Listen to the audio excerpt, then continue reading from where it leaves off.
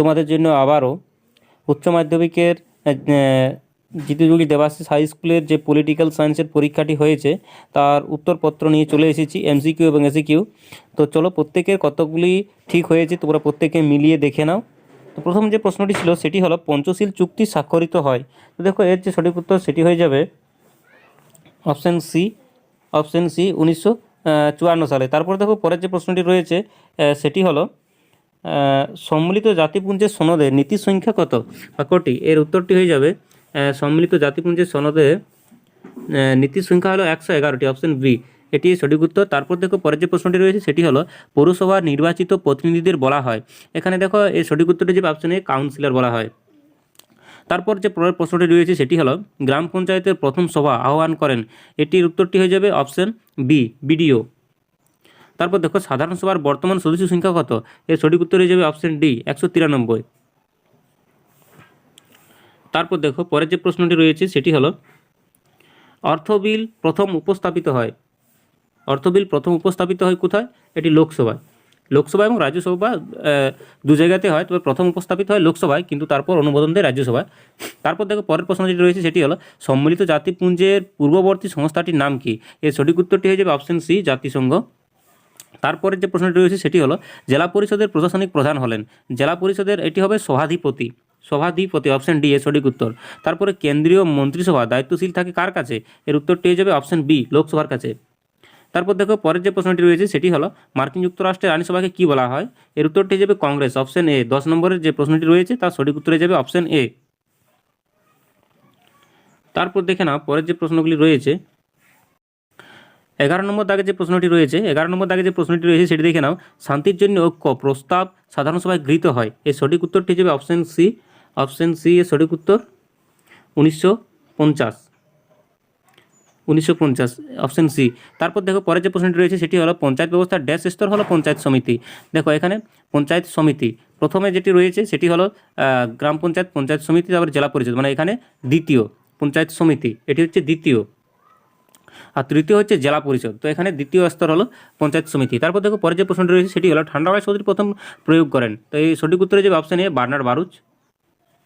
তারপর দেখো পরের যে প্রশ্নটি রয়েছে এটার উত্তরটা ঠিক আমার জানা নেই। তারপরে যে প্রশ্নটি রয়েছে দেখে নাও ঠান্ডা লাগার অবসান হয়। এটি সঠিক উত্তরটি হয়ে যাবে অপশন সি, 1991।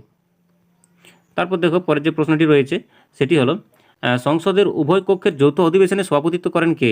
এর সঠিক উত্তরটি হয়ে যাবে স্পিকার। তারপরে কেন্দ্রীয় মন্ত্রিসভার সদস্য নিযুক্ত হন ড্যাশ এর দ্বারা। এর উত্তরটি হয়ে যাবে প্রধানমন্ত্রী। আচ্ছা, তারপর দেখো ভারত চীন সীমান্ত বিরোধ হয়, প্রথম হয় 1962। তারপর দেখো পরের যে প্রশ্নটি রয়েছে সেটি হলো the making of foreign policy গ্রন্থটির লেখককে? তো এই সঠিক উত্তরটি হয়ে যাবে জোসেফ ফ্রাঙ্কেল, অপশন সি। এরপর দেখো পরের যে প্রশ্নটি রয়েছে 20 নম্বর দাগে যে প্রশ্ন 1, 2, 3 মানে 1, 2, 3 এগ্রিমেন্ট বা চুক্তি স্বাক্ষরিত হয়, এটি 2007 হবে। তারপর দেখো পরের যে প্রশ্নটি রয়েছে 21-এ সেটি হলো সার্কের প্রথম শীর্ষ সম্মেলন অনুষ্ঠিত হয়েছিল কোথায়? এটি হয়েছিল ঢাকাতে, অপশন এ। এরপর দেখো পরের যে প্রশ্নটি রয়েছে কেন্দ্রীয় মন্ত্রিসভার নেতা হলেন কে? কেন্দ্রীয় মন্ত্রিসভার নেতা এখানে নিশ্চন্দে প্রধানমন্ত্রী, অপশন বি, কেন্দ্রীয় মন্ত্রিসভা। তারপর দেখো রাজ্য আইনসভার উচ্চকক্ষের নাম কি? এখানে দেখো বিধানসভা এবং বিধান পরিষদ ছিল, তো বিধান পরিষদটা এখানে রাজ্য আইনসভার উচ্চকক্ষের নাম হলো বিধান পরিষদ ছিল, কিন্তু এখানে বিধানসভা, এটি হবে উত্তরটি। আচ্ছা, তারপর দেখো উত্তরাধিকারী সূত্রে মনোনীত শাসক দেখা যায় কোথায়? দেখা যায় এটি হবে গ্রেট ব্রিটেনে। এমসিকিউ প্রশ্নের উত্তরগুলি যদি আমি ভুলভাল বলে থাকি তাহলে তোমরা কিন্তু প্রত্যেকেই কমেন্টে জানাবে। এরপর দেখে নাও তোমাদের যে এসিকিউ প্রশ্নগুলি আছে এগুলির উত্তরগুলি কিন্তু আমি প্রত্যেকটাই করে দিয়েছি, দেখে নাও এর উত্তরগুলি প্রত্যেকে। এরপর দেখে নাও যে এসিকিউগুলি রয়েছে সেই এসিকিউ উত্তরগুলি আমি করে দিয়েছি। পশ্চিমবঙ্গের পুরসভার আয়ের একটি উৎস উল্লেখ করো। তো দেখো এখানে এর উত্তরটি হবে পুরসভার আয়ের উৎস হলো জল, বাড়ি, বাজার, বিনোদন ও যানবাহনের উপর আরোপিত কর এবং রাজ্য সরকারের অনুদান। এটি 1 নম্বরে যে তোমাদের এসিকিউ ছিল তার উত্তরটি।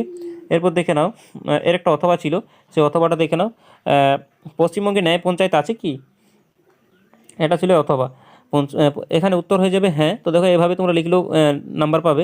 পশ্চিমবঙ্গে ন্যায় পঞ্চায়েত গঠন করা হয়েছে এটা লিখলেও কিন্তু সঠিক উত্তর। তারপর দেখো 2 নম্বরের যে প্রশ্নটি রয়েছে সেটি হলো ক্ষুদ্র জেলাশাসক কাকে বলা হয়? তো এর উত্তরটি দেখে নাও ক্ষুদে বা ক্ষুদ্র জেলাশাসক মহকুমা শাসককে বলা হয় বা এসডিওকে বলা হয়ে থাকে। তারপর দেখো পরে আরেকটি অথবা রয়েছিল এখানে, পঞ্চায়েত ব্যবস্থায় মহিলাদের জন্য কত কত কত অংশ আসন সংরক্ষিত থাকে। তো এর সঠিক উত্তরটি হয়ে যাবে 1/3। 1/3। তারপরে দেখে নাও পরের যে প্রশ্নটি রয়েছে সেটি 3 নম্বরে, সম্মিলিত জাতিপুঞ্জের দিবস রূপে বছরের কোন দিনটি পালন করা হয়। তো এর উত্তরটি হয়ে যাবে প্রতি বছর 24শে অক্টোবর দিনটি সম্মিলিত জাতিপুঞ্জের দিবস হিসেবে পালন করা হয়। এর একটা অথবা রয়েছিল দেখো, জাতিপুঞ্জের বর্তমান মহাসচিবকে। তো এর উত্তরটি হয়ে যাবে অ্যান্টোনিও গুটারেস। এরপর দেখো পরের যে প্রশ্নটি রয়েছে 4 নম্বরে, সেটি হলো অর্থনৈতিক ও সামাজিক পরিষদের দুটি বিশেষজ্ঞ সংস্থার নাম। তো এর উত্তরটি হয়ে যাবে আইএলও হু। আইএলও একটি ইন্টারন্যাশনাল লেবার অর্গানাইজেশন, হু মানে ওয়ার্ল্ড হেলথ অর্গানাইজেশন, এগুলি হবে। তারপর 5 নম্বর দাগে যে প্রশ্নটি রয়েছে সেটি হলো সম্মিলিত জাতিপুঞ্জের স্থায়ী সচিবালয় কোথায় অবস্থিত। তো এর উত্তরটি হবে জেনেভাতে। এর একটা অথবা রয়েছিল, সেটি নিরাপত্তা পরিষদের অস্থায়ী সদস্য সংখ্যা কতজন।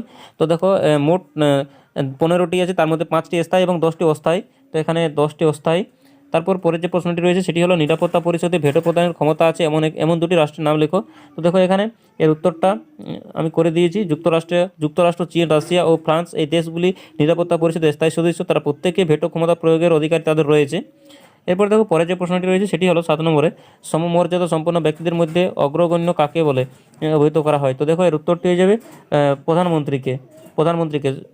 সমমর্যাদা সম্পন্ন ব্যক্তিদের মধ্যে অগ্রগণ্য বলে কাকে অভিহিত করা হয়। এর উত্তরটি যাবে প্রধানমন্ত্রীকে। এর একটা অথবা রয়েছে রাজ্যের বিধানসভার নেতা বা নেত্রীকে। তো এর উত্তরটি হয়ে যাবে মুখ্যমন্ত্রী।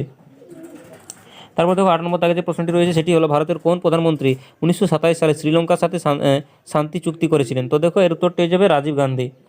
এটি রাজীব গান্ধী। তারপর দেখো পরের যে 9 নম্বর দাগে যে প্রশ্নটি রয়েছে সেটি হলো দাদাত বলতে কী বোঝো। এর উত্তরটি দেখে নাও। দাদাত একটি ফরাসি শব্দ, এর অর্থ উত্তেজনা প্রশমন ও বন্ধুত্বের পুনঃপ্রতিষ্ঠা। এর একটা অথবা রয়েছিল, সেটি হলো NAM, এর পুরো নাম কি। এর উত্তরটি হয়ে যাবে নন অ্যালাইজেন্ট মুভমেন্ট। 10 নম্বরে যে প্রশ্নটি রয়েছিল সেটি হলো জোট নিরপেক্ষতা মতাদর্শ কোন ভারতীয় রাষ্ট্রনেতার মস্তিষ্ক প্রস্তুত। তো এর উত্তরটি হয়ে যাবে জওহরলাল নেহেরু। তারপর দেখো পরে যে প্রশ্নটি রয়েছে, অথবা জোট নিরপেক্ষ আন্দোলনের প্রধান লক্ষ্য কী ছিল। তো এর উত্তরটি হয়ে যাবে জোট নিরপেক্ষ আন্দোলন এবং জাতিসংঘের লক্ষ্য ছিল মানবাধিকার ও পরিবেশ রক্ষা করা এবং সাংস্কৃতিক সমতাকে উন্নতি করা।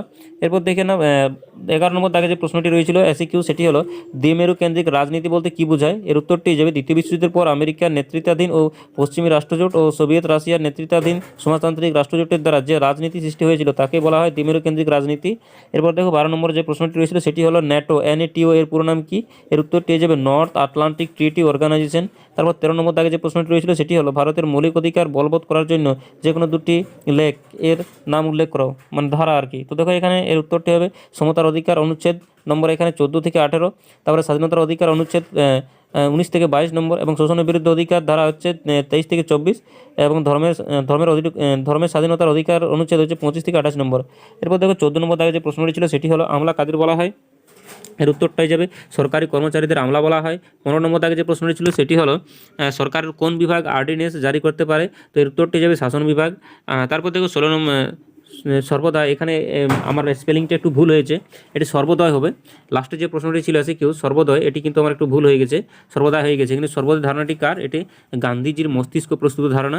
আর বড় প্রশ্নগুলি তোমাদের আগের ভিডিওতে আমি বলে দিয়েছি এবং সেগুলি চলে এসেছে। তো তোমাদের এই ছিল প্রশ্নের উত্তর।